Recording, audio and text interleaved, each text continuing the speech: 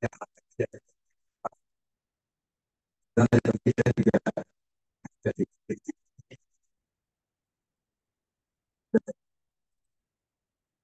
ada yang masih satu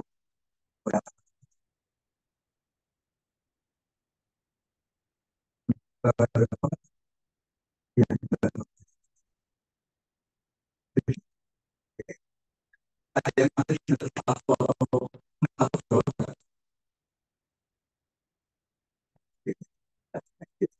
oke jadi yang berapa tadi apa ada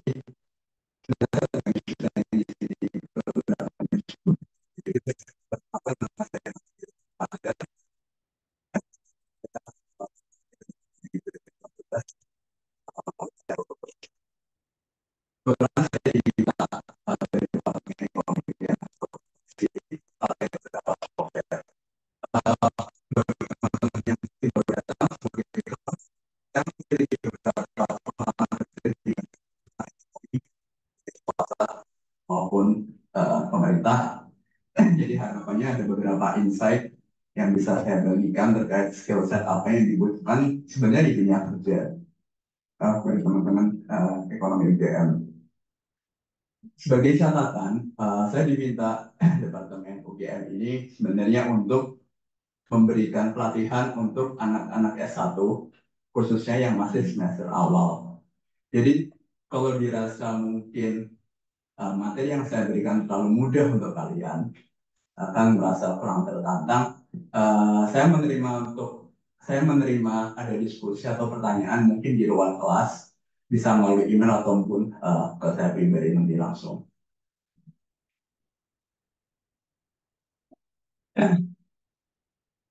Oke, jadi apa sih learning objective yang pengen saya sampaikan di kelas kali ini, khususnya yang art.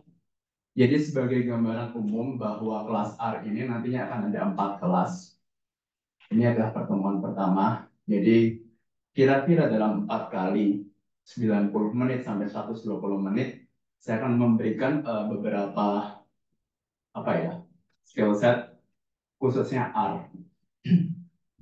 Tapi sebagai gambaran lebih spesifiknya lagi, saya mengkhususkan bahwa art ini lebih banyak. Sorry.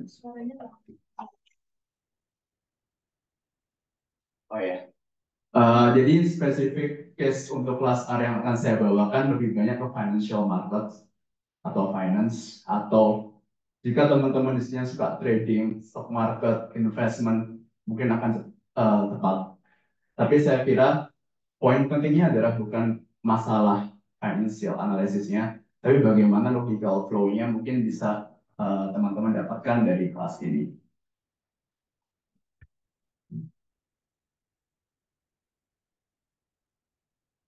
Buat yang belum, khususnya mungkin yang baru datang ke kelas ini, uh, tidak mengikuti kelas review study pagi ini, ada materi yang mungkin bisa kalian download terlebih dahulu untuk memudahkan.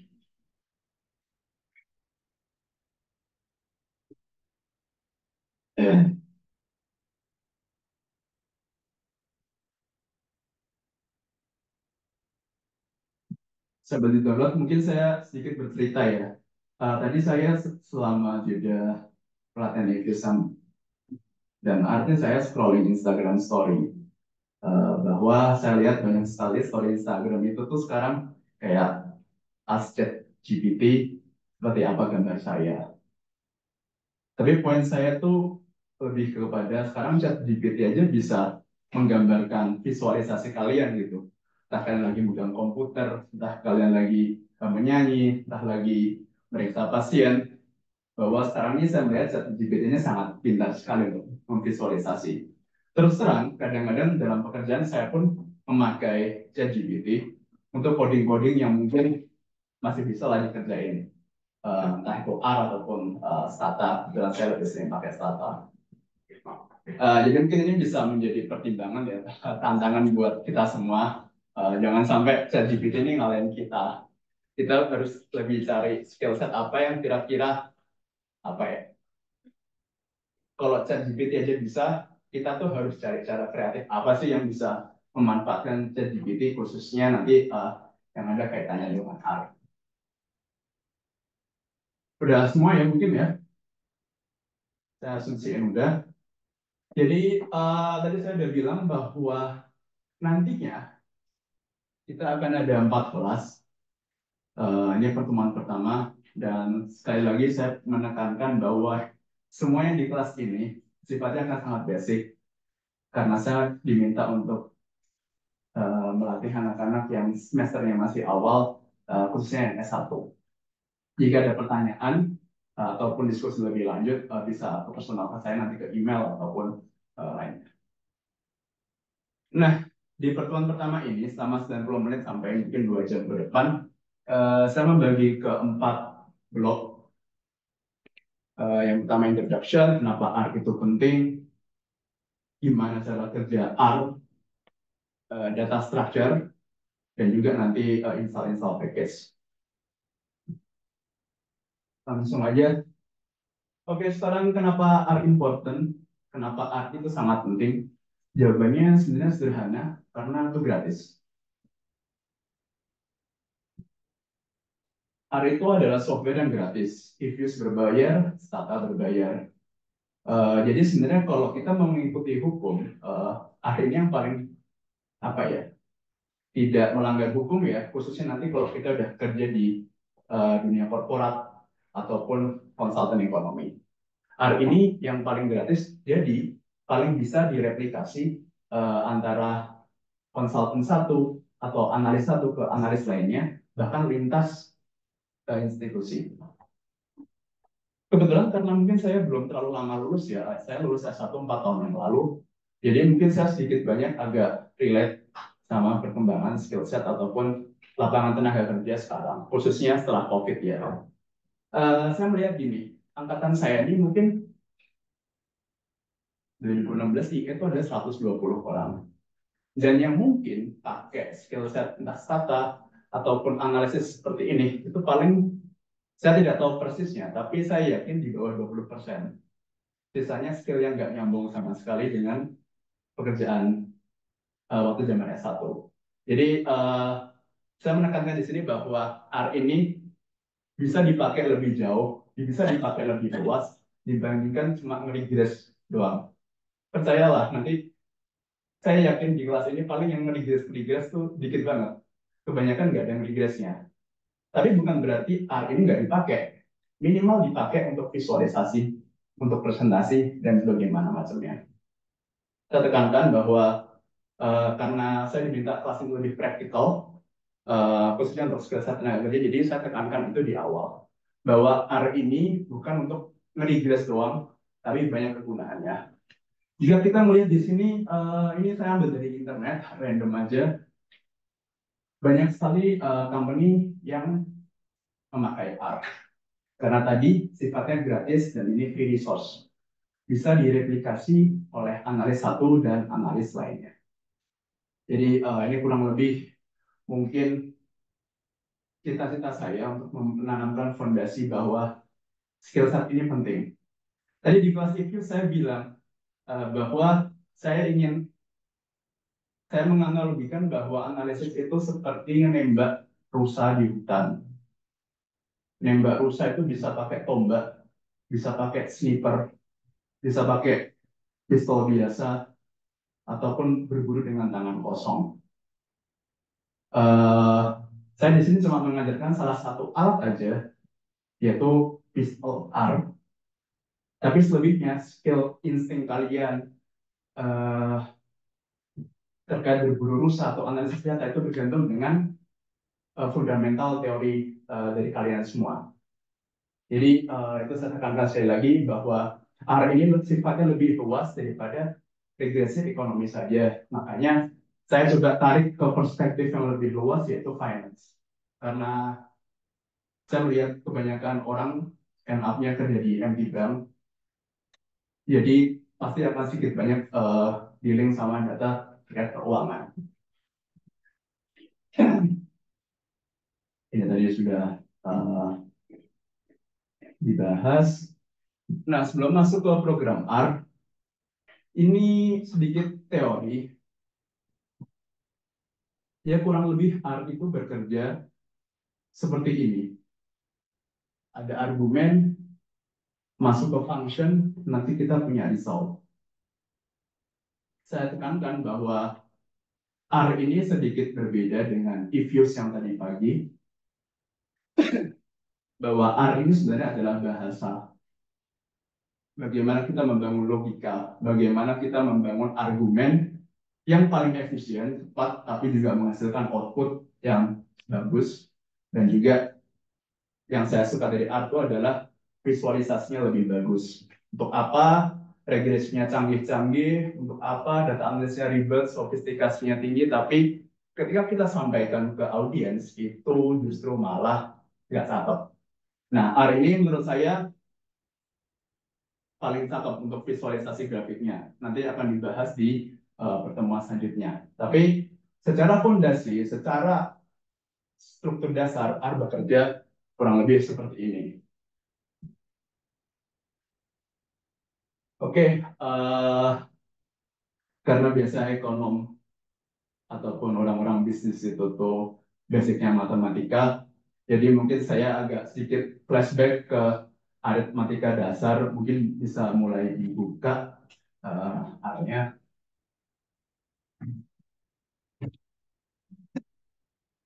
sebagai recall saja sih.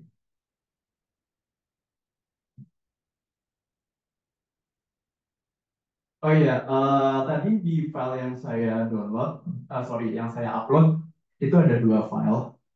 Yang pertama file PowerPoint, file PDF, sorry maksud saya. Dan yang kedua ada R-script.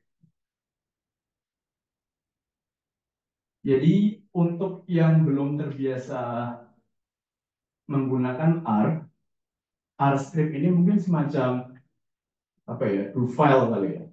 Kalau saya kira ini kebanyakan ekonomis ya, anak IE, jadi saya kira sudah cukup familiar dengan do file.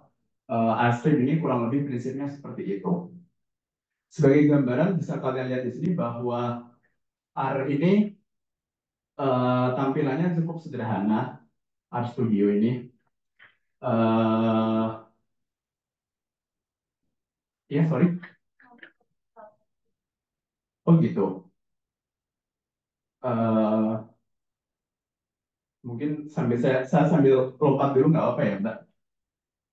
Ada lagi yang belum install R di komputernya? Uh, Oke, mungkin yang belum familiar, uh, sorry ya, mungkin agak sedikit teknis yang sangat dasar, bahwa R itu ada dua.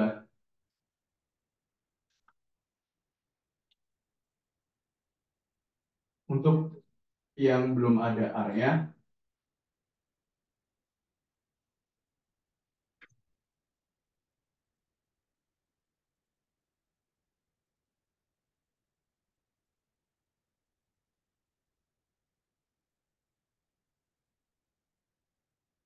nah jadi sekali lagi saya minta maaf untuk mungkin teman-teman yang sudah siap.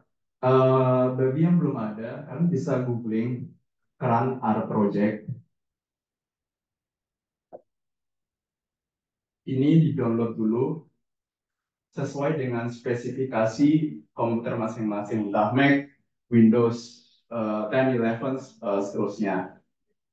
Saya tekankan, keran R Project ini sebenarnya cuma apa ya, basic software-nya. Kalau misalnya sudah di-download dan sudah selesai, nanti giliran kalian untuk menginstal RStudio.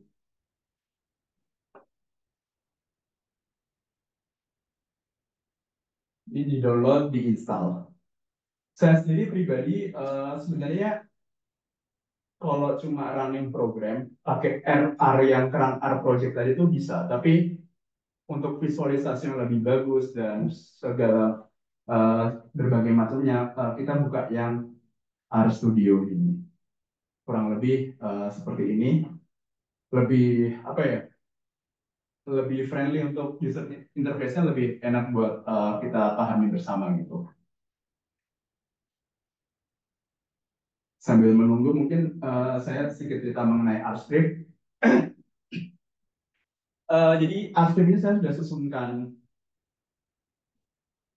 apa namanya coding-codingnya sesuai dengan PowerPoint yang sudah saya susun. Eh, Mungkin untuk sebagai dasar buat teman-teman yang belum terlalu tahu bahwa yang saya kasih pagar dan keterangan itu bukan bagian dari coding. Kalau kalian lihat di sini, yang di atas itu kan warnanya agak hijau, hijau agak tua. Itu bukan bagian dari program, itu hanya sebagai keterangan tambahan saja. Yang program atau yang komen itu yang warnanya biru. Jadi misalnya saya cuma ngasih keterangan 2 tambah 2 itu eh, komennya atau programnya. Yang atas yang basic arithmetic in R as addition itu tuh cuma keterangan aja untuk memudahkan.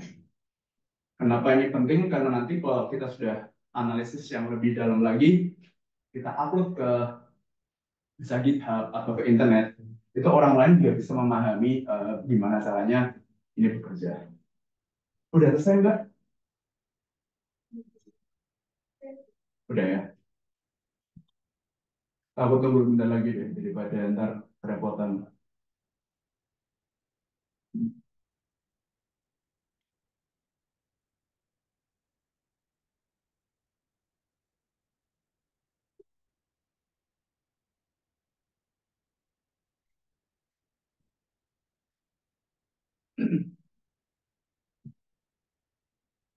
Iya.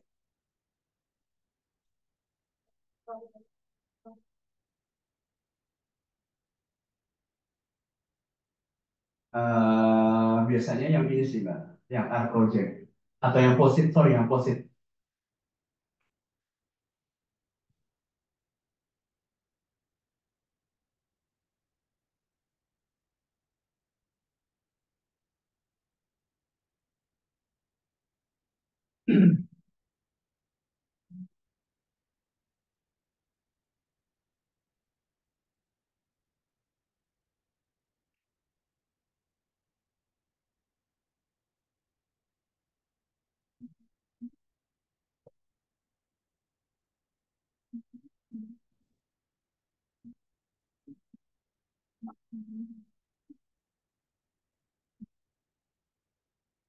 Mungkin sambil menunggu juga, saya mau menekankan mengenai masalah interface. Eh, di bagian box yang kiri atas yang saya kasih pointer ini tuh bagian untuk memasukkan apa ya, komen, R script, segala macam. Bagian box kiri atas. Bagian box kiri bawah, ini nanti akan keluar outputnya, hasil runningan dari apa namanya komen. Bagian yang kanan atas ini saya lupa persis namanya, tapi kurang lebih nanti isinya akan mengandung database atau variabel yang kalian pakai di sini. Bisa import data langsung atau uh, buat data dari awal, seterusnya. Yang kanan bawah ini biasa nanti isinya kayak keterangan entah help atau uh, package ataupun bisa nanti grafik segala macam. Tapi nanti kita akan bicara yang lebih lanjut di uh, lebih nanti. Gimana Mbak? Udah? Nah, lagi-lagi saya mengasumsikan belum terlalu banyak yang bisa R, jadi saya akan mulai secara perlahan bahwa untuk R script ini, saya sih lebih mendorong kalian untuk lebih mengetik manual ya, untuk apa ya, melatih muscle memory kalian untuk mengetik programming R. Tapi kalau kalian males, dan saya rasa 80% kalian males, jadi kalian kalau pengen ngerunning tinggal gini aja. Ini misalnya ini sederhana sekali, 2 tambah 2 di blok, terus kontrol enter itu ngerunning. 2 tambah 2 ini kan kelihatan di bawah, kelihatan kiri bawah hasil output perhitungan. 2 tambah 2 itu sama dengan 4. Ini masih sangat sederhana. Nanti 4 kurang satu 3, 3 kali 4, 12, 4 bagi 2 2, ini eksponensial. Sebenarnya kurang lebih prinsipnya agak mirip sama Excel.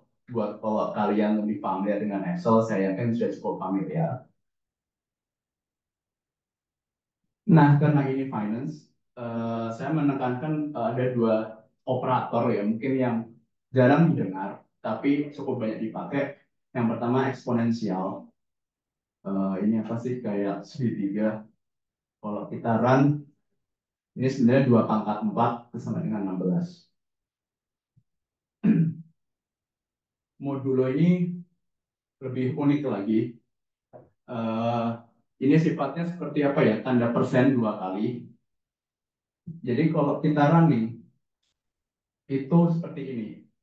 7 modulo 3. Yang paling 7 itu tuh kalau dibagi 3 kan 2. Sisa 1. Nah, hasilnya keluar di 1. Misalnya lagi kita 17 eh, modulo berapa? 5 misal. 2. Berarti itu 17 tuh dibagi 5, 3. Sisa 2. Nah, duanya ini akan ditampilkan di modulo. Ini mungkin buat yang belum terlalu familiar dengan eksponensial sama modulo. Untuk basic, saya kira mungkin tidak akan terlalu ribet, tapi mungkin nanti untuk yang lebih eh, teknikal, lebih sofistikasinya lebih tinggi, saya kira itu akan lebih banyak digunakan. Tapi saya menganggap kalian sudah sangat pandai dengan ini semua. Jadi kita lompat saja sekarang, kita main logika aritmatika basic. Oh, ini nggak kelihatan. Jadi karena sekali lagi saya tekankan di sini fokusnya lebih ke financial analysis, kita coba mungkin meminjam beberapa logika dari mata kuliah. Saya nggak tahu sekarang apa namanya, tapi mungkin manajemen keuangan. Jadi misalnya kita di bulan Januari atau awal 2024 punya uang 2 juta. Terus kita kayak invest, ya asumsiin sama Januari doang itu sama 1 bulan kita bisa bikin return 5%. Jadi gimana di akhir Januari 2024 kita punya duit berapa? Ini sebenarnya kalau secara matematika sederhana itu gampang lah buat kalian lah. Kalian pakai coret-coret pasti langsung ketemu. Tapi lagi-lagi saya tekankan R ini adalah bahasa pemrograman. Gimana caranya kita nge-translate problem yang ada, real business case project, real business problem atau economic problem, ditranslasikan menjadi komen dalam R.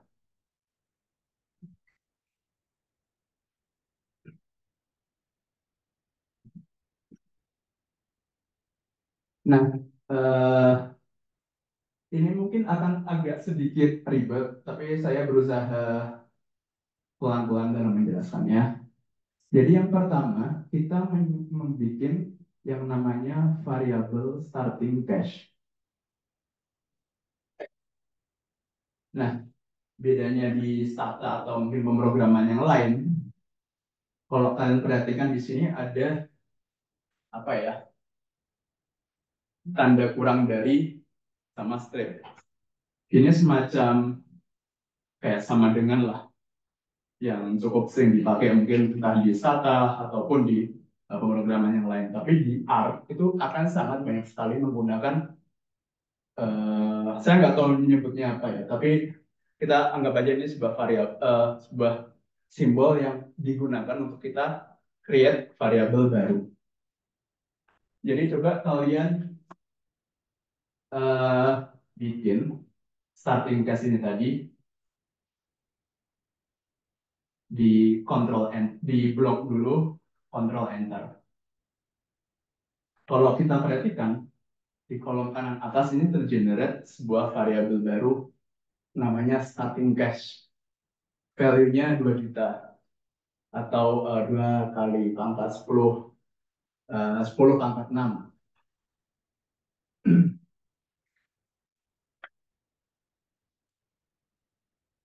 Udah ya. Terus logika kedua, kita bikin yang namanya January return. Ini mungkin akan tidak efisien, tapi nanti saya akan jelaskan. Kenapa 5? Karena tadi saya menyebutkan di soal itu return Januari itu 5%. Jadi kenapa saya generate variabel baru namanya Januari return itu 5.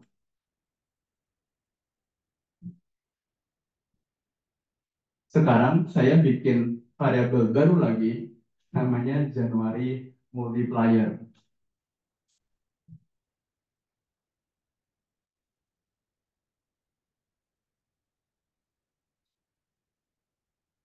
Multiplier ini kasarnya itu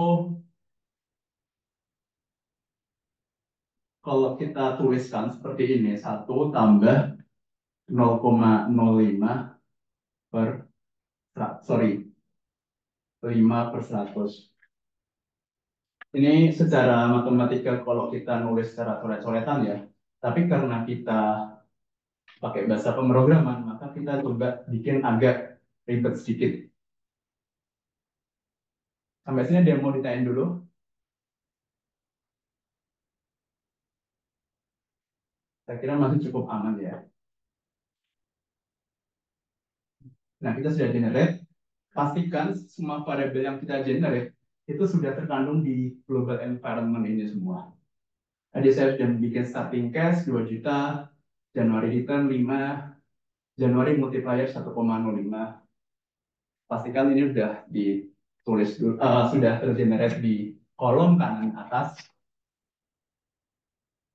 Nah, sekarang pertanyaannya, logika selanjutnya adalah gimana kita tahu berapa jumlah uang cash kita setelah Januari.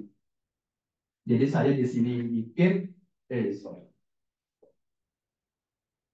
Jadi di sini saya bikin post Januari cash variabel. Tanda ini generate variabel tadi. Starting cash kita 2 juta dikali Januari multiplier.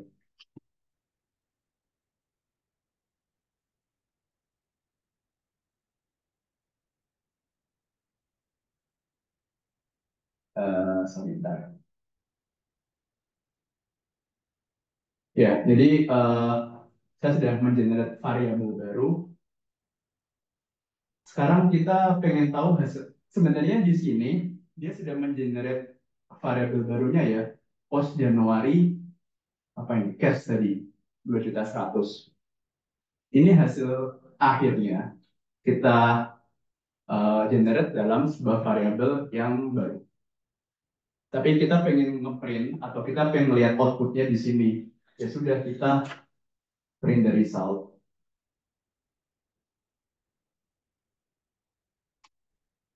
Nah, di sini maka kita akan mendapatkan hasil kita di sini 2.100.000. Ini mungkin sebenarnya simple, tapi agak dibikin ribet. Bisa nggak kita membuat komen program yang lebih sederhana dari ini? Bisa. Ini saya cuma ngajarin step by step karena sekalian material kalian bagaimana cara generate variabel itu tadi. Kalau misalnya kita pengen lebih simple, sebenarnya kan kita bisa bikin seperti ini ya. Ini nggak jadi R script, jadi harus nulis. Saya bikin variabel baru Januari post. Ya udah sebenarnya saya tinggal masukkan aja 2 juta dikali 1 tambah berapa? 0,05.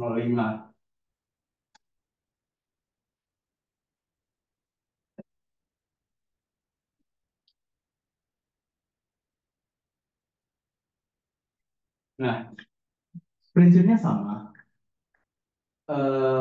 Saya ingin mengenerate dengan mengkalikan 2 juta atau initial cash kalian ke multiplier.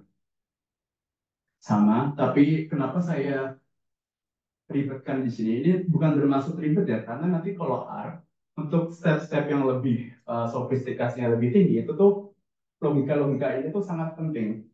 Kalau kita step satu, nanti di akhir malah justru malah bisa agak ribet.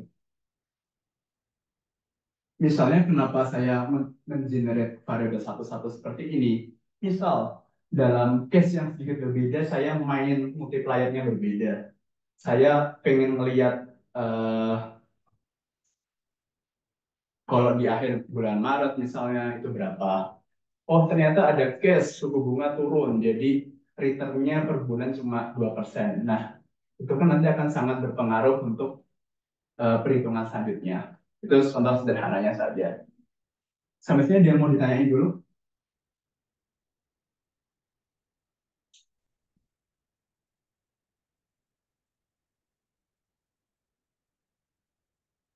Saya kira ini masih sangat sederhana ya. Nah, sekarang saya mau masuk ke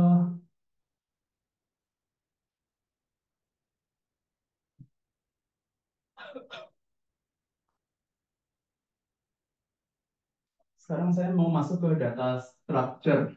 Tadi mungkin untuk teman-teman yang sudah ikut review, saya berkali-kali menegaskan data structure ini paling penting sebagai apa ya? Bagaimana fondasi kita untuk memanipulasi data, memanage data, untuk analisis selanjutnya. Jadi data structure ini sangat penting di R agar kenapa nantinya kita bisa menggunakan R itu lebih efektif. Tadi kita ngelihat contoh kasus sederhana bisa diribetin kayak gitu. Apalagi untuk analisis finansial yang mungkin lebih tinggi lagi. Nah, persoalannya kan gimana kita membuat sebuah sistem atau programming yang canggih tapi efisien dan mudah dipahami. Nah, jadi ini kenapa data structure ini sangat penting. Ada beberapa konsep dalam data. Sedikit berbedanya R sama software yang lain adalah data structure di R ini ada beberapa aspek, misalnya vektor, list, matrix, arrays, data frame, dan sebenarnya masih ada lainnya. Tapi saya ambil 5 yang saya rasa itu paling basic. Pertama, jangan merasa terintimidasi dengan terms-terms atau kosakata yang unik ini. Saya lah ini tidak sesulit itu. Oke, yang pertama kita pengen apa itu namanya konsep vektor. Saya mengasumsikan bahwa di sini kita semuanya itu sudah ngambil mata kuliah, entah matematika logika atau mungkin matematika ekonomi satu, 2, apalagi yang S2. Jadi vektor ini kan sebenarnya secara sederhana, misalnya di sini saya mencontohkan vektor itu vektor dari stock price. Kunci utama dari vektor itu adalah elemennya itu sama semua dan cuma satu dimensi, entah itu row ataupun kolom. Jadi misalnya di situ saya bikin vektor stock price. Sebenarnya secara kalau kita tulis di buku tulis atau di coret-coretan itu cuma kayak stock price itu 1000, 2000 dan seterusnya 5000. Ini secara sederhananya vektor.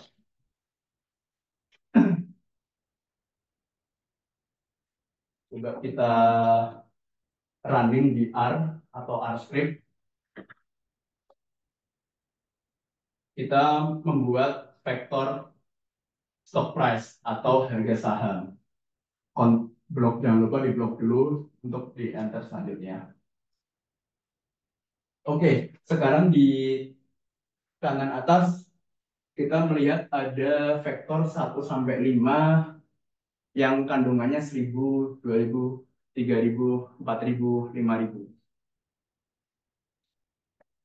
Ini sebenarnya kalau kita tulis di coretan, itu seperti yang saya tulis di papan tulis. Jadi untuk membuat vektor, kita pakainya sama dengan ya, bukan tanda kurang straight seperti yang kita membuat variabel baru. Saya agak kurang tahu persis nama apa ya simbol itu apa, tapi demikianlah. Jadi karena ini gratis, yaudah kita ngikut aja lah, jangan banyak protes. Kita bikin vektor 1000, 2000, 3000, 4000, 5000. Nah, ini kalau kita membentuk, sorry, kita juga print dulu. Nah, ini udah muncul ya. Jadi ini benar vektor, karena ini cuma satu dimensi, dia satu apa baris, dan dia angka semua. Gimana kalau vektornya itu ternyata isinya huruf atau angka-angka? Bisa aja, tapi kita nanti akan punya treatment yang sedikit berbeda. Misalnya ini saya ketik ya, karena ada di R-script.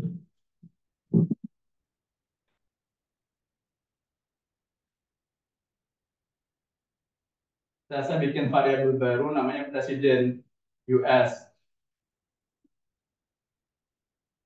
sama C, terus kurung dalam kurung. Kalau kalimatnya itu apa ya, istilahnya skalar ya, bukan angka, kita harus pakai tanda petik. Misalnya saya bikin dua vektor Haris, ini Trump.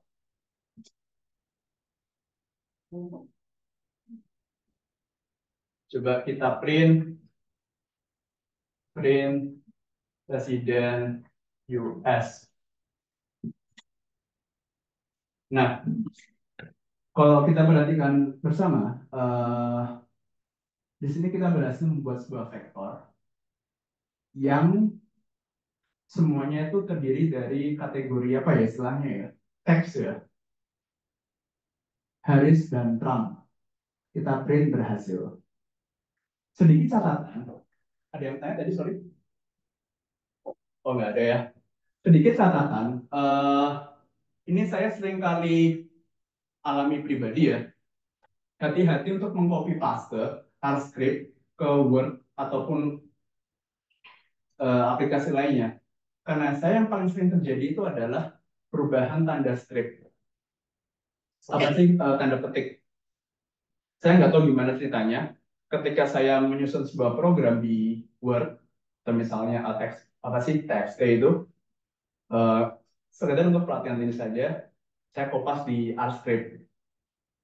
Itu tuh nggak bisa. Jadi kadang-kadang ada sedikit pergeseran spasi atau apa, atau jangan lupa huruf besar, huruf kecil, even koma itu dalam R sangat diperhatikan. Lagi-lagi ingat, software gratis, nggak usah banyak protes. Tapi ada yang mau ditanyain dulu, Vektor?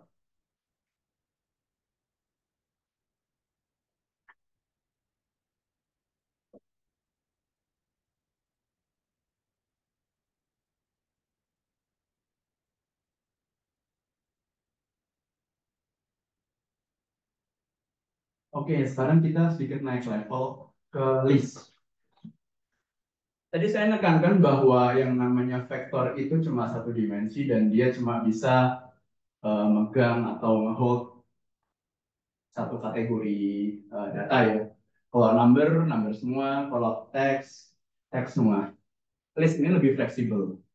Bisa ada number, bisa ada teks juga. Jadi misalnya di sini saya meng-create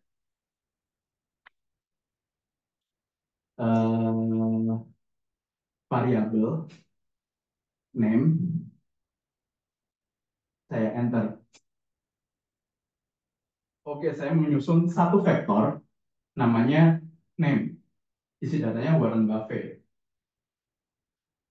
Terus saya meng-create age atau umur dari Warren Buffett. Di mana ini ada sebenarnya ada satu vektor yang isinya satu data numerik. Oke, 94. Kita berhasil. Sekarang kita create lagi vektor isinya aset. Jadi asetnya Warren Buffett kita ambil aja misalnya tiga data ya, ada 100, ada 200, ada 300. Ini sebenarnya adalah vektor numerik. Kita create lagi, oke, berhasil. Nah, sekarang yang namanya list itu lebih fleksibel. Kita combine baik name itu kan text, age itu number, dan assets ini kumpulan number. Ini yang namanya list. Coba kita bikin, oke, pastikan setiap kali kita generate variabel, di kanan atas ini muncul sesuatu yang baru. Dalam case ini, saya bikin variabel baru, namanya mylist, list of three. List of three ini maksudnya apa ya? List dari tiga komponen tadi ada name, age, sama assets. Coba kita print, nanti hasilnya seperti apa.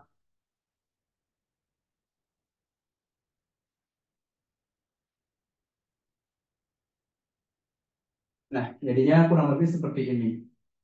Di bagian pertama kita punya, jadi ini namanya list ya, semacam eh, bagi apa istilahnya kumpulan dari berbagai vektor yang lebih fleksibel. Dia di bagian pertama punya satu dimensi teks. Dia di bagian kedua punya satu dimensi angka.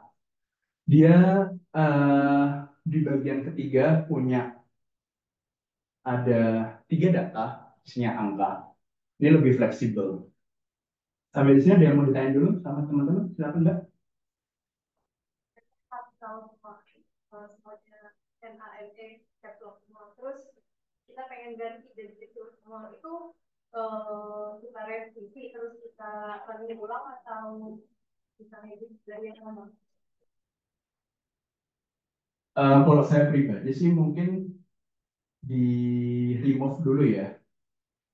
Misal nih saya tadi sudah meng-create assets. Sorry, sebentar. Kita RM, terus assets.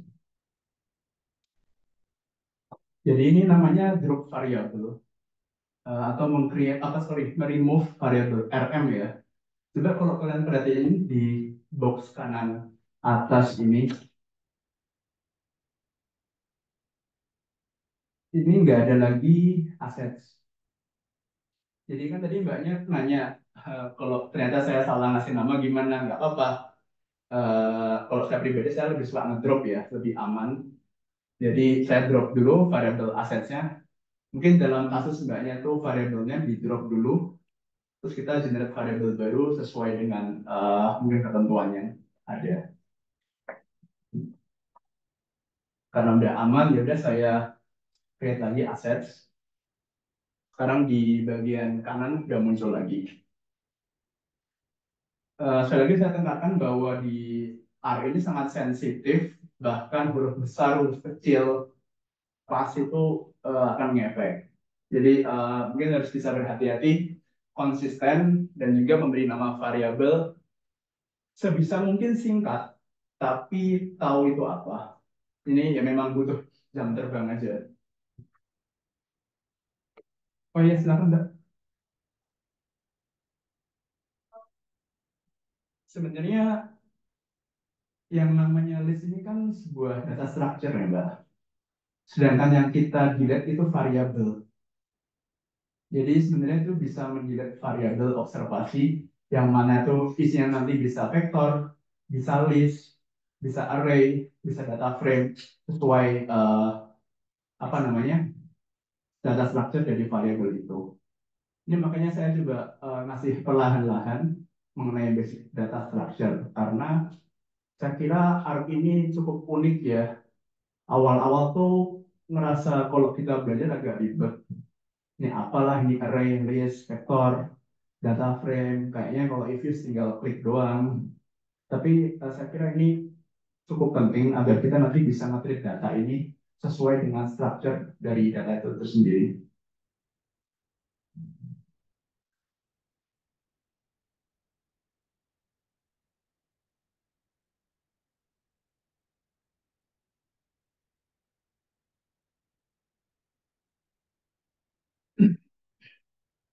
Oke, selanjutnya kita ke matrix. Sorry, ada yang mau ditanyain terlebih dahulu sebelum kita lompat ke bagian selanjutnya.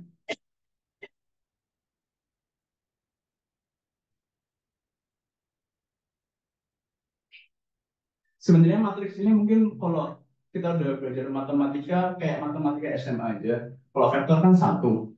Kalau matriks ini terdiri dari baris sama kolom. eh saya kira di dalam realita data R itu nanti akan banyak yang lebih matriks. Sebenarnya lebih ke data frame sih, tapi nanti dulu. Eh, jadi kita bikin matriks sederhana. Nah, ini mungkin sedikit apa ya? Sedikit saya nge-tweak. Di sini saya sebenarnya pengen bikin matriks yang angkanya 1 sampai 9. Saya ganti dengan apa ini? Titik 2 yang maknanya sebenarnya sama aja 1 sampai 9 secara berurutan. Kenapa saya mulai menginput hal-hal seperti ini karena nanti kalau datanya udah lebih besar ini tuh lumayan menghemat energi dan juga programmingnya tuh kelihatannya lebih simpel gitu loh. Bayangin aja kalau kita bikin vektor 1 sampai 1 juta itu kan akan sangat melelahkan. Jadi kita bisa nge-tweak 1 sampai 9. Jangan lupa mungkin kalau kita udah tahu matriks itu seperti apa, kita harus tahu kita mau membuat dia matriksnya itu kolomnya berapa, barisnya berapa. Ya udah saya masukin aja n row 3, n col 3. Ini bisa diedit-edit sesuai dengan kebutuhan kita masing-masing nantinya. Dan juga yang paling penting untuk input dari data matriksnya itu sendiri, sebenarnya ini bisa diedit-edit. Bisa aja kita menyusun eh, matriks 3 kali 3, isi datanya random. 1, 3, 5, 9, 2, itu diurutkan nanti sesuai kita input data seperti apa. Dan jangan lupa, matriks ini sama seperti vektor, tipenya sama. Jadi harus diperhatikan lagi, tipe data entah itu teks atau itu number itu sangat penting untuk kita nanti input apa namanya eh, programming matriksnya. Juga kita mulai praktek aja.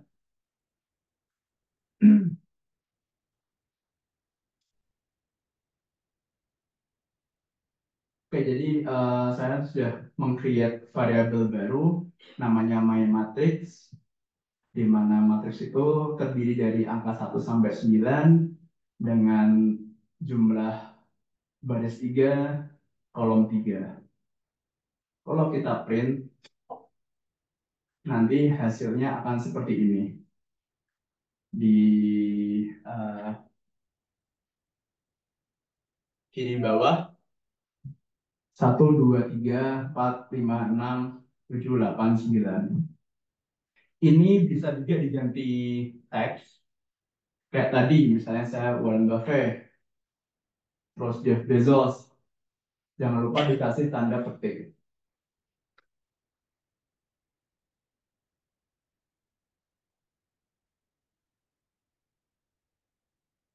Ada yang mau ditanya dulu sampai sini? Gimana, Pak? Kalau kita mau bikin angkanya random itu nggak bisa jadi Random.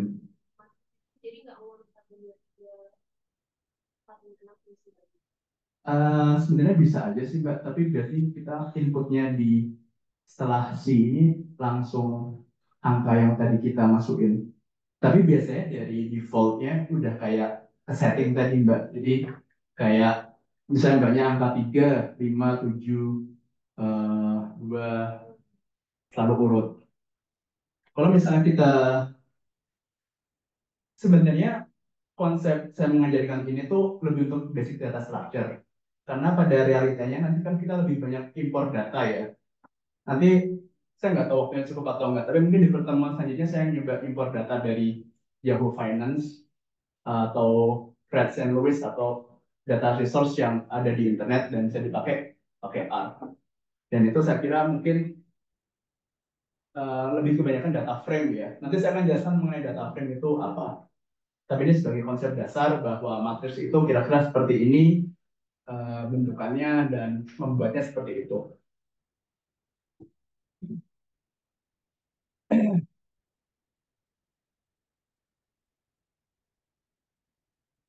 Nah, sekarang kita naik level lagi. Kalau tadi matriks itu satu dimensi, array ini multidimensi. Dengan catatan elemennya sama semua. Angka-angka semua, teks-teks semua. Jadi misalnya saya bikin sequence baru, mungkin lebih jelasnya nanti kita praktek aja langsung. Saya bikin array baru, jadi dari angka 1 sampai 8. Dimensinya dia terdiri dari 2 matriks, 2 baris, dan 2 kolom. Jadi array ini apa ya? Semacam kumpulan dari matriks. Matriks kan satu doang. Nah, array ini dimensinya lebih tinggi lagi. Dikumpulin nanti matriks-matriksnya. Jadi ingat 2 matriks, 2 baris, dan 2 kolom. Coba di run dan di print hasilnya seperti apa. Nah, jadi perlu diingat untuk yang array ini juga sedikit berbeda sama matriks. Kalau tadi kan matriks dari kiri itu 1, 2, 3, 4, 5, 6. Kalau ini agak beda, 1, 2, 3, 4 dipisah, matriks beda lagi, 5, 6, 7, 8.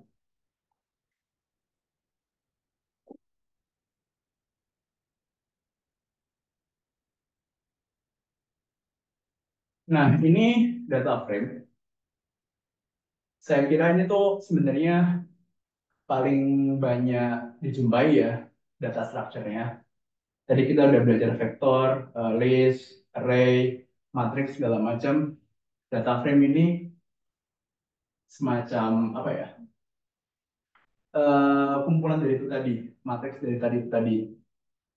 Dan ini setahu saya sih memang cukup sering dijumpai ya data frame itu seperti apa.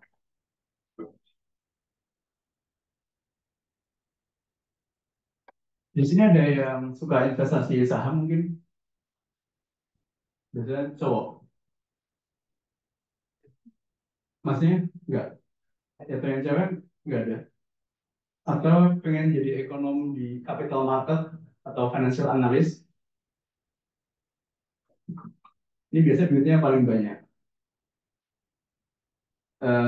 Jadi mungkin kalau kalian nggak tahu, saya nyisipin pelan-pelan karena saya juga sebenarnya cukup sering terlibat di company-company ini, jadi cukup familiar. Saya akan, nah, jadi di sini saya mungkin akan sedikit banyak studi kasus juga. Jadi yang pertama saya akan membuat satu vektor, namanya eh, company, perusahaan. Buat yang belum tahu, BBCA itu Bank BCA, eh, bank terbesar private di Indonesia, asetnya sangat banyak. Eh, untuk investor luar negeri biasanya BCA-nya yang paling seksi karena dia cukup stabil dan growth atau return-nya ini meskipun tidak terlalu tinggi tapi cukup sustain selama ini. Biasanya investor-investor kelas kakap sangat suka dengan BCA. Jadi saya tidak mengendorse BCA ya, tapi memang faktanya demikian. Yang kedua ada Roh. Ini Kalau kalian tahu Boy Thohir, kakaknya Erick Thohir itu yang punya Adaro, ini coal company, energy, eh, juga cukup menarik karena Indonesia ini kan, saya nggak tahu pasti, tapi saya cukup yakin 15 orang terkaya di Indonesia itu minimal 8-nya itu pasti sektor energi. Nah itu coal, batu bara, nikel, atau sebagaimana. Jadi saya kira kalian harus sedikit mulai melirik hal-hal seperti ini kalau pengen berkarya di financial market. Dan yang tiga, saya bikin sektor company, namanya Telkom, ini telekomunikasi. Ini di vektor pertama saya bikin sesuatu yang eh, teks vektornya sudah disusun. Dan yang kedua saya bikin vektor lagi teks yang menginclude sektor dari perusahaan tadi. Ini saya kasih kode BBCA, Adaro, TLKM, disesuaikan dengan sektornya. Kenapa saya pakai kode? Karena nanti kalau saya akan jelaskan di pertemuan selanjutnya, kebanyakan data finansial, termasuk ekonomi, itu bisa ada kodenya. Entah, saya nggak lupa misalnya tanda petik, fix, itu nanti kayak volatility index, nanti ada CPI apa, treasury yield, the Fed apa, itu biasanya di Yahoo Finance ada semua. Jadi saya mulai pelan-pelan menginfiltrasi kalian dengan kode-kode semacam ini, harapannya ke depannya bisa lebih melek. Dan yang terakhir saya bikin harga atau harga sahamnya tadi di vektor.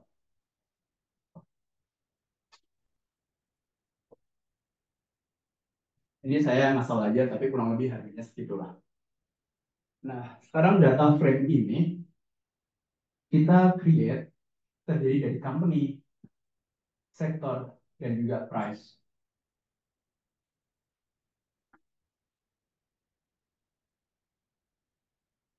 Juga kita print DF, seperti apa sih data frame ini? Nah, ini data frame.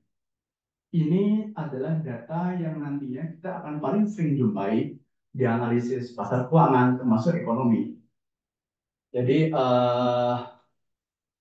BCA itu, sorry, apa? Kolom pertama ini nama company-nya, kolom kedua itu sektornya, kolom ketiga itu harganya berapa. Ini yang paling akan sering jumpai. Misalnya nanti kalau kalian tertarik dengan data-data kemiskinan, bisa aja di Jawa Barat, kemiskinannya misalnya 15%, ini Jawa Tengah, dan seterusnya, dan seterusnya. Cuma saya pakai konteksnya financial market, lagi-lagi karena saya dapat pesan bahwa coba kasih sesuatu skill yang mungkin lebih banyak digunakan di dunia kerja. Tapi saya cuma mengajarkan, lagi-lagi tadi saya bilang, saya di sini cuma mengajarkan alat menembak rusa. Entah mau nembak rusa, babi hutan, elang, itu terserah kalian. Ada pertanyaan sampai sini? Posisi kolomnya ada formula tertentu atau ulang lagi? Sebenarnya nanti akan banyak manipulasi, entah itu reshape atau apa. Tapi untuk pertemuan pertama, saya sarankan untuk remove dulu aja.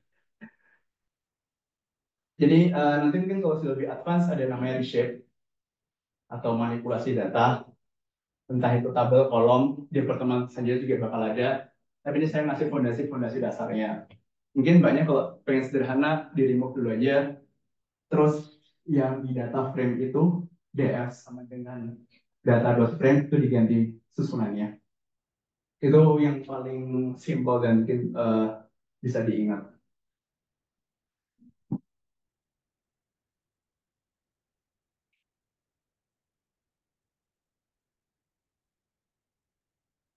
Eh, jadi karena mungkin nggak ada yang cukup familiar, mungkin yang S2 dengan kayak Yahoo Finance atau apa.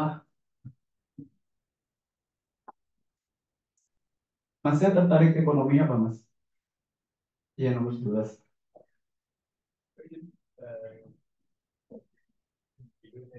Oh, Mas. Saya juga dulu bingung. Jadi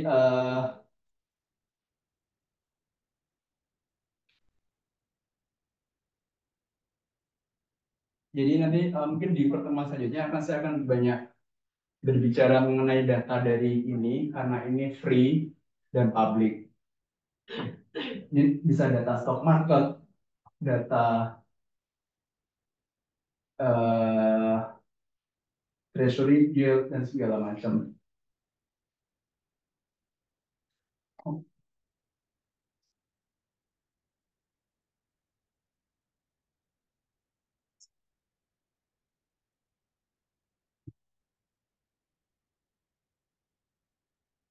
Jadi kita saya sedikit menginfiltrasi ya mengenai kode tadi. Ini ketika kita cari di Yahoo Finance, misalnya saya pengen harga saham Tesla, ini kan ada yang di dalam kurung. Ini namanya apa ya? Kode. Ini nanti akan sangat berguna untuk kita nanti impor data seterusnya dan seterusnya. Nanti juga bisa kita pakai data dari Fred St. Louis, misal CPI Indonesia. Sorry.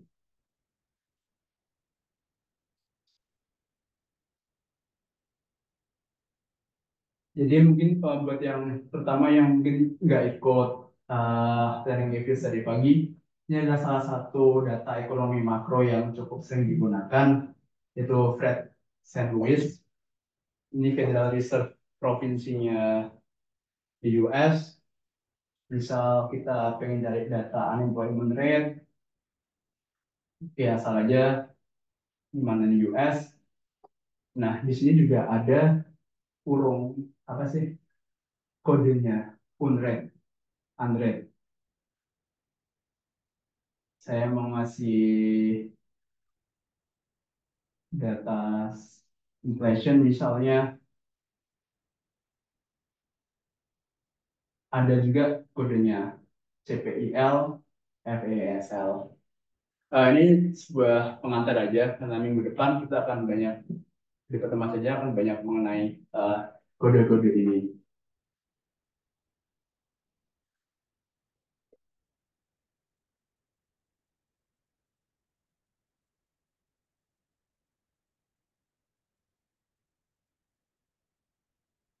Ada mau tanya dulu sampai sekarang?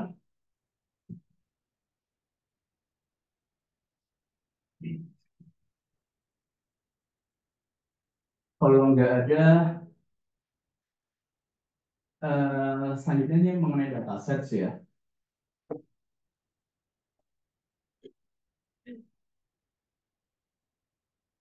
Jadi di R ini banyak sekali dataset yang tersedia secara built-in dari resource-nya. Tapi pastikan bahwa internetnya tersambung. Jadi kita ketik aja data dalam kurung isinya kosongan. Nah, ini akan muncul box seperti ini, di mana kita punya banyak sekali data yang tersedia secara gratis.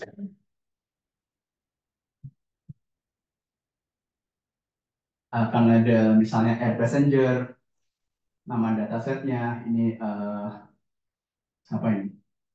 Passenger airline bulanan dari tahun sekian, ada CO2 bahkan carbon dioxide uptake in gas plants dan seterusnya dan seterusnya. Ada air quality, ini bisa di explore sendiri-sendiri.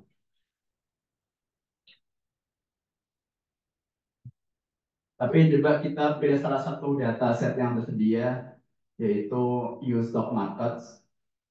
Ini sebagai contoh aja, kita coba ketik data, terus dalam tanda kurung ketik use stock markets. Jangan lupa ya, besar kecilnya huruf cukup berpengaruh, karena bisa aja kita gagal merecall dataset itu. Oke, sekarang kita punya data EU stock market.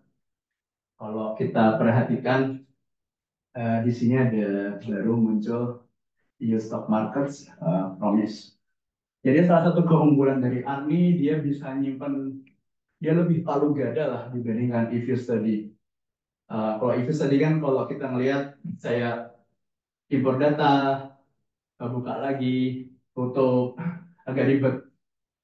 Nah, ARNI bisa lebih canggih karena dia punya global environment-nya lebih luas ya. Dia kayak lebih inklusif, jadi dia bisa menyimpan data ini baru. Meskipun ini data dari internet dan kecampur dengan berbagai variabel yang kita bikin.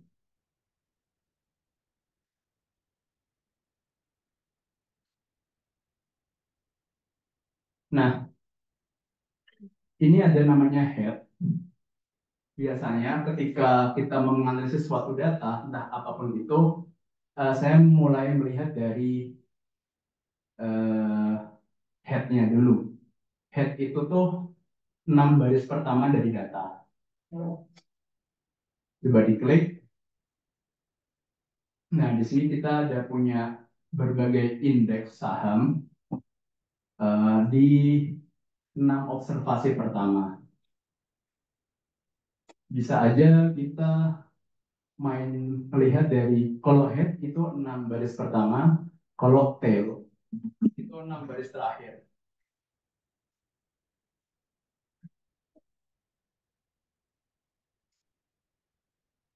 Ya, ini jadi kita punya 1860 observasi. Ini sangat banyak.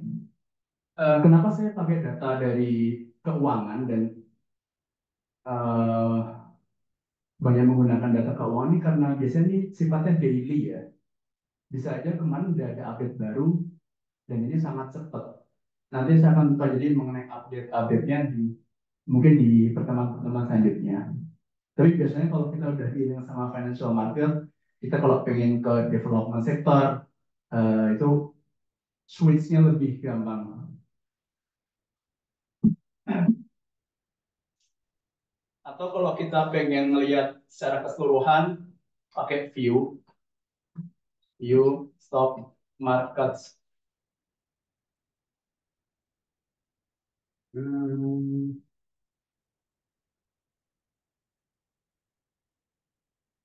oh sorry, ini jadi tadi saya juga ada kesalahan input datanya besar kecil hurufnya agak salah. Ini kalau kita view, jangan lupa view-nya V-nya besar ya. Kalau di R,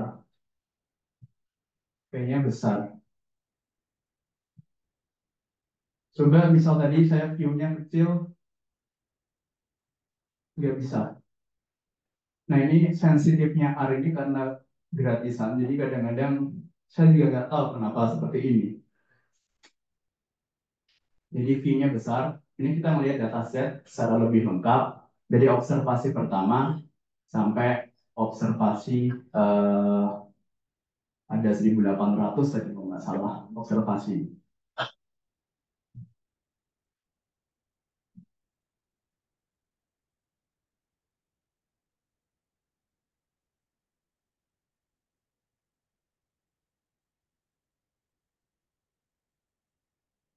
Kita coba explore data lain.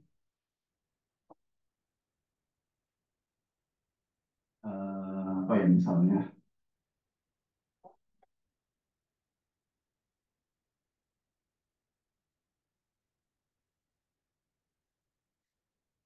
Ini misalnya UK Gas.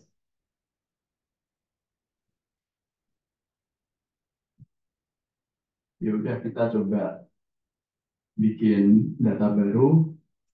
Kita coba calling UK Gas. Kita view UK Gas seperti apa. Oh, nggak bisa ternyata ya. Oke, kita fokus di stock market dulu aja ya. Karena ternyata datanya agak beda strukturnya. Sampai sini ada yang mau ditanyain dulu?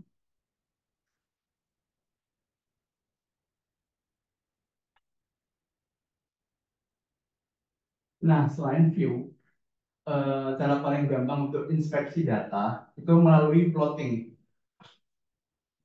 Tadi saya mungkin di pelatihan IFIS berkali-kali menekankan bahwa data itu bisa aja salah, bisa aja kita keliru, atau kalau bahasa Jawanya ketelingsut.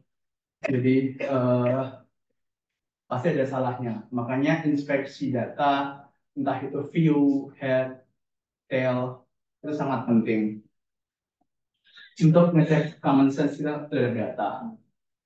Saya biasanya untuk data selalu suka plot view stock market. Nanti di kanan bawah akan muncul diagram, grafik kira-kira seperti ini.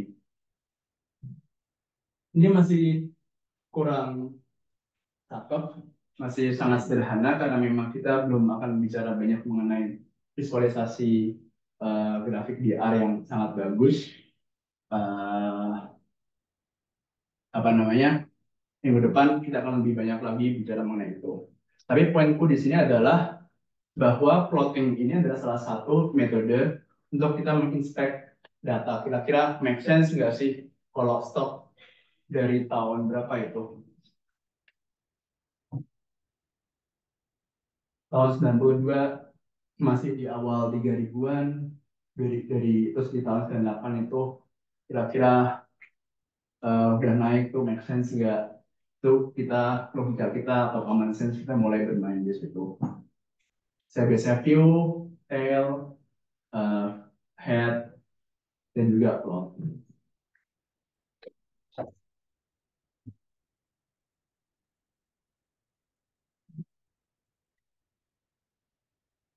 Terus yang terakhir ada yang namanya library.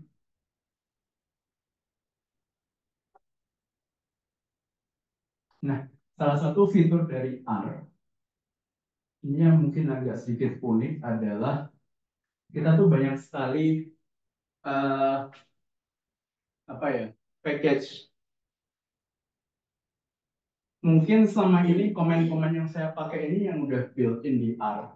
Tapi nanti kalau kita mau manipulasi data, kayak tadi yang mbaknya nanyain kalau kita ngubah kolom ini gimana, itu nanti akan ada banyak lanjutannya di package-package yang lain. Terus terang saya memang nggak terlalu hafal banyaknya. Jadi misalnya kita belum ada package ya. Salah satu package yang cukup sering dipakai untuk analisis financial markets misalnya adalah Tidy Quant. Ya udah kita install dulu, nanti akan muncul download seperti ini. Karena ini kebetulan saya pakai presentasinya pakai komputer yang mana saya nggak terlalu sering pakai, belum pernah pakai. Jadi R di sini ini masih hal yang baru untuk saya. Belum ada package-package yang basic untuk manipulasi data segala macam.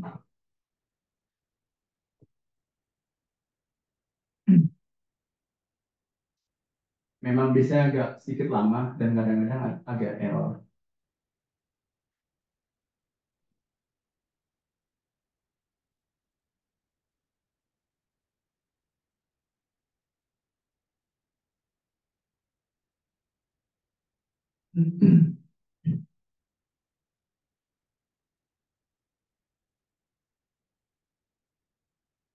Nah, kalau udah seperti ini biasanya udah kelar.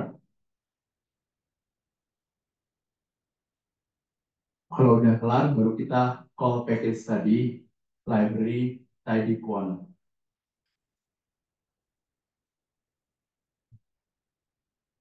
Ya, memang kadang-kadang ada semacam konflik-konflik seperti ini, tapi tetap bisa digunakan kok.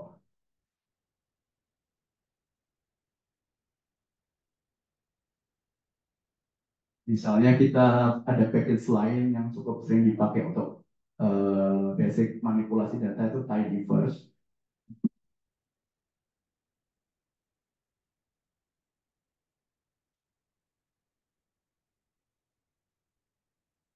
Kita install dulu,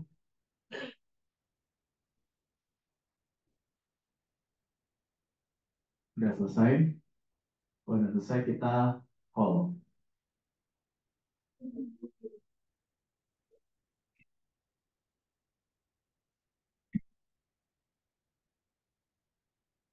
ID first.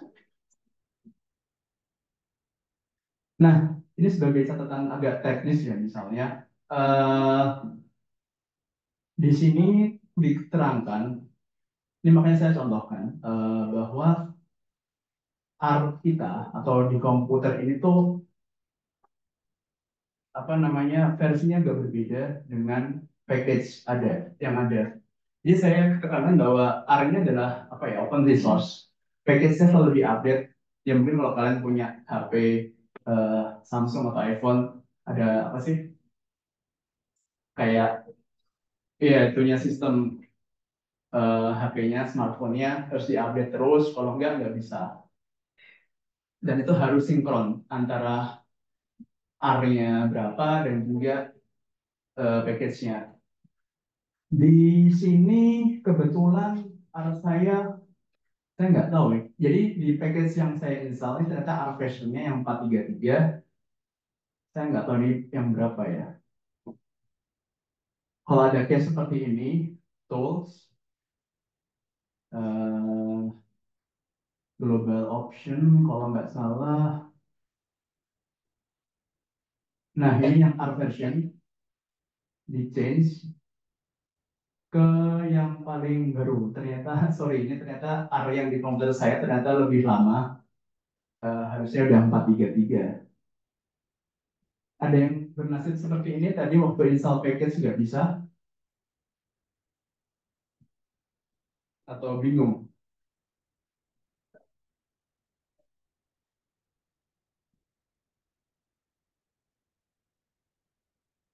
Jadi, kalau saya ulangi lagi, salah satu eh, hal-hal yang cukup sering salah ya, atau fundamental, itu tuh ketika kita install package, call package, call command, kalau kita built-in-nya different version sama package. Jadi R saya ini, kebetulan ini komputernya bukan pribadi, komputer kampus, itu R-nya 432. Padahal package yang saya install itu 433. Jadi harus disinkronkan dulu, dan harusnya saya download lagi nih, mungkin next meeting. Tapi kalau misalnya ada kasus seperti ini, dan saya rasa cukup sering terjadi ya, meskipun kalau udah install R yang paling baru, kadang-kadang R studio-nya belum keset yang paling baru. Dan untuk ngeset yang paling baru, itu tools, global option, ini di atasnya R version. Nanti kalau saya udah download dan install yang R terbaru, mungkin akan muncul yang 433. Seingat saya sih R paling baru itu udah 444 ya, kalau nggak salah ya. Masih berapa? 442. Ya, udah kepala 4 seingat saya. Ini karena mungkin komputer masih lama dan tidak dipakai.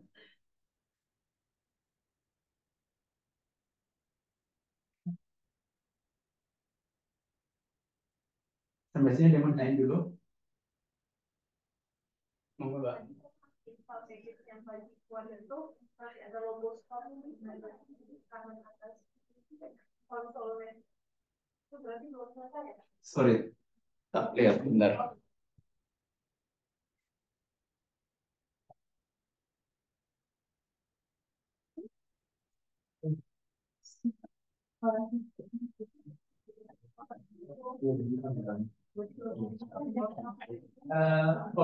Kalau jadi kasus mbaknya ini adalah dia installnya belum selesai, mungkin masalah koneksi atau segala macam. Ketika masih install atau running satu komen, kita nggak bisa ke komen selanjutnya.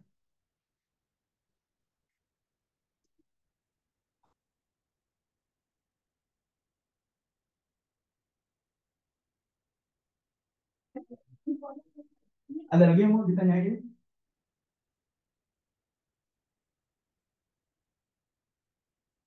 Ya.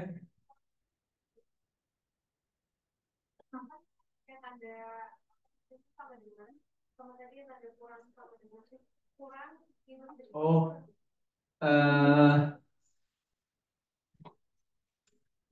mungkin definisi pastinya terus terang saya masih harus cari tahu Mbak. Tapi biasanya yang saya pahami dan saya jumpai ketika kita menggunakan tanda ini, itu tuh kita meng-create satu variabel baru. Misalnya dalam case ini saya membuat variabel baru namanya name, meskipun ini adalah vektor teks Warren Buffett.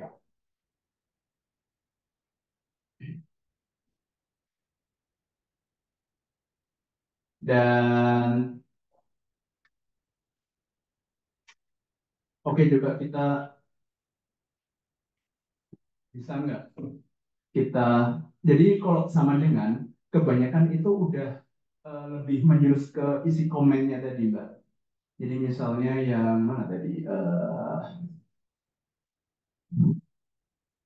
Kayak tadi my matrix, saya meng-create my matrix, koma, row-nya itu berapa, kolomnya berapa, ini pakai sama dengan, atau dimensi. Tapi coba saya meng-create ya, tadi kan saya bikin data frame company. Saya belum pernah nyoba, tapi saya coba.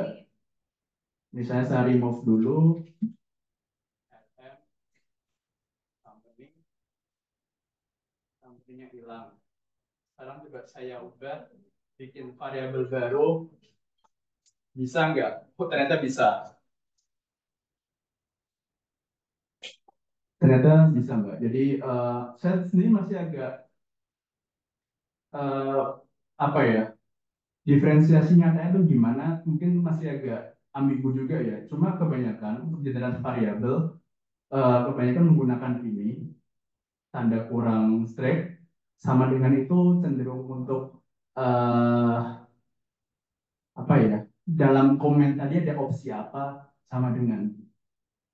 Mungkin ini saya bikin arsipnya juga sebenarnya agak kurang teliti ya karena saya kebanyakan terus terang pakai stata. Jadi kadang-kadang ngebawa kok kebetulan bisa. Tapi mungkin untuk lebih konsistennya aja nih pakai ini. Sorry.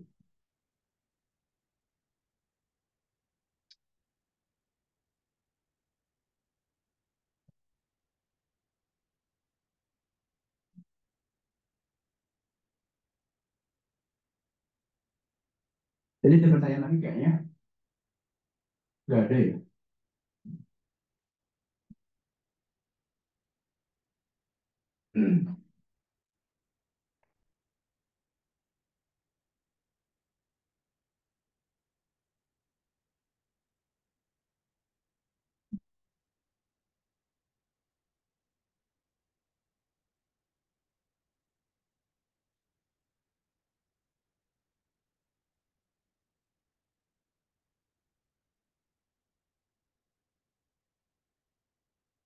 Sekarang mungkin untuk impor ya. Misal tadi saya ngambil data dari Fred St. Louis mengenai CPI index di US, saya download Excel, saya punya file CPI LFAS.xls.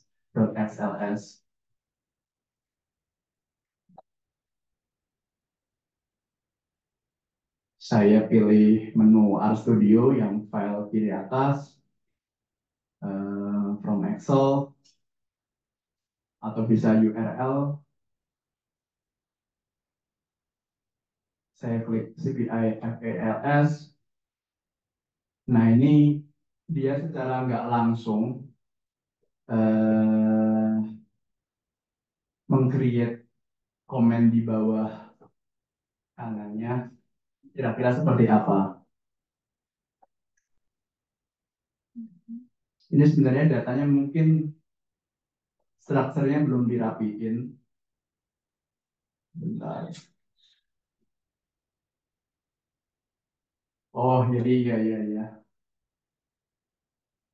Saya ulang ya. Jadi kebetulan di data ini datanya nggak kotor. Jadi ini saya delete dulu aja. Jadi make sure ya apapun software kalian, apapun pistol senjata kalian untuk importasi data tuh saya sendiri pribadi lebih suka merapikannya di Excel. Jadi nanti untuk importasi data lebih enak. Ini saya save, coba saya ulang lagi. import data set from Excel. Nah, kira-kira data previewnya seperti ini. Ketika kita udah bisa menemukan data previewnya, kira-kira muncul dan make sense lah. Oh ya, mungkin CPI di US tahun 57, 28, dan seterusnya tuh kita bisa import.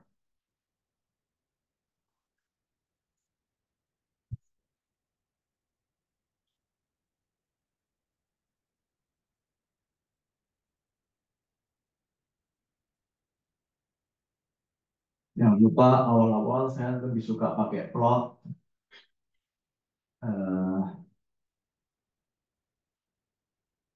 CPI, LFS. Ya kurang lebih hasil plottingan dari import data Fred sandwichnya seperti ini. Ini cukup make sense ya. Namanya inflasi atau CPI itu normalnya pasti akan selalu naik. Jadi secara sekilas data ini saya kira benar. Tadi saya inspect melalui view juga cukup aman dan gitulah kurang lebihnya. Ada yang mau ditanyain lebih dulu?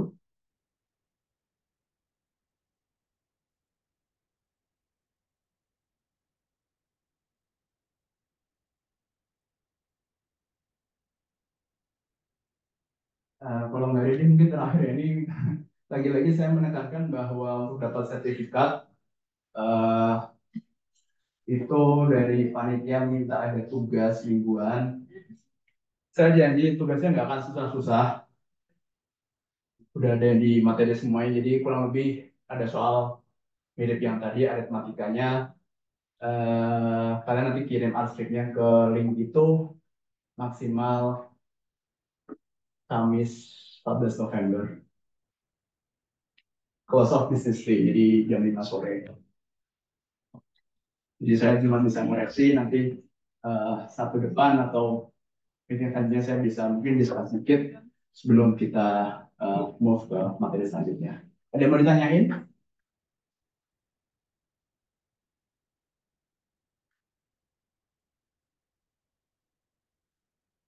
Gimana Mbak? Sorry, bisa diulang pertanyaannya?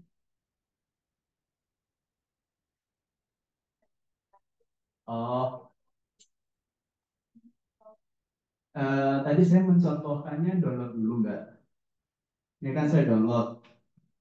Jadi ini saya pakai salah satu database yang tersedia ya. Fred Saint Louis untuk data CPI. Saya download. Saya kira masukin URL. Oh, enggak. Nanti next week kita bicara importasi data URL yang real time pakai Yahoo Finance. Jadi ini preferensi saya lebih suka ngerapin data di Excel. Kira-kira nanti kalau diimport ke EViews, R atau Stata biar lebih siap aja sih.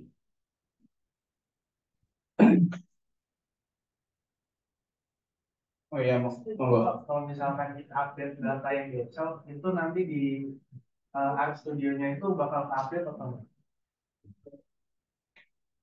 Ada contoh. Saya belum pernah melihat yang kayak gitu ya. Jadi mungkin impor lagi dari awal kalau kita. Tapi saya terus terang belum pernah seperti itu karena misalnya kalau analisis stock market kan saya impor lagi database dari internet dalam kasus tadi itu kayak Yahoo Finance atau Fred St. Louis itu bisa. Tapi untuk data dari Excel mungkin opsi amannya sih impor lagi sih Mas. Pasti ya.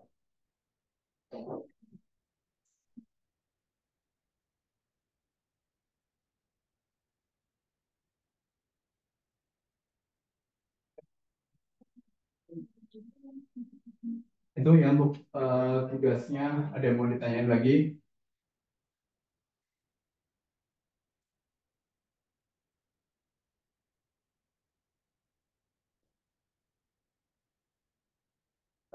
Lagi-lagi saya menekankan ya, saya tahu sekarang tuh udah ada ChatGPT, ada banyak AI yang macam-macam, sangat memudahkan kita untuk mengcoding, memprogram, tinggal copy paste. Tapi guru-guru saya, dosen-dosen saya dulu selalu bilang cobalah ketik one by one, satu persatu. Buat apa? Buat kita lebih dapat feel-nya itu kayak seperti apa.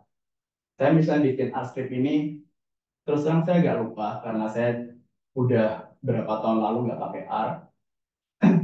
Memang bisa pakai art, tapi tidak seperti basic tadi. Saya ketik satu-satu. Itu membangkitkan memori saya untuk, oh ternyata gini, oh ternyata begitu. Jadi silakan manfaatkan ChatGPT atau AI yang ada, tapi saya menekankan proses itu semuanya tidak ada yang instan.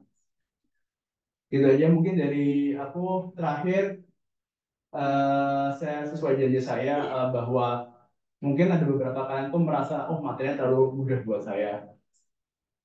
Jadi saya kasih alamat contact information, misalnya mau tanya hal lain atau apa, silakan aja ke kontak itu.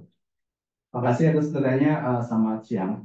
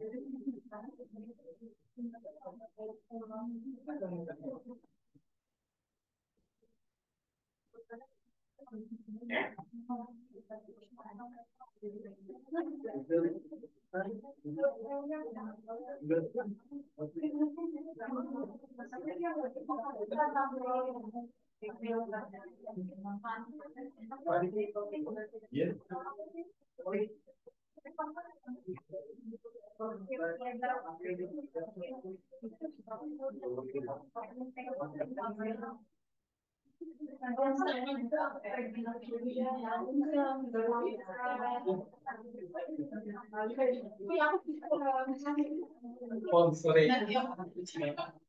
Oh iya, ada presensi dari panitia nih. Bisa di scan.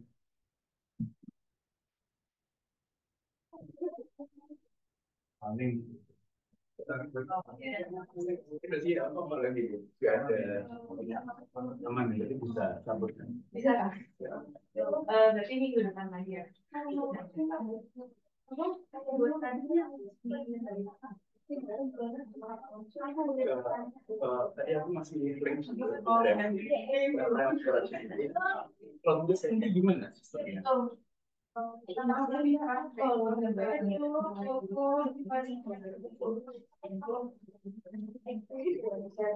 kalau nggak bertanya gitu, atau kalau ada file dari dulu yang apa ya, info kita setelah iya.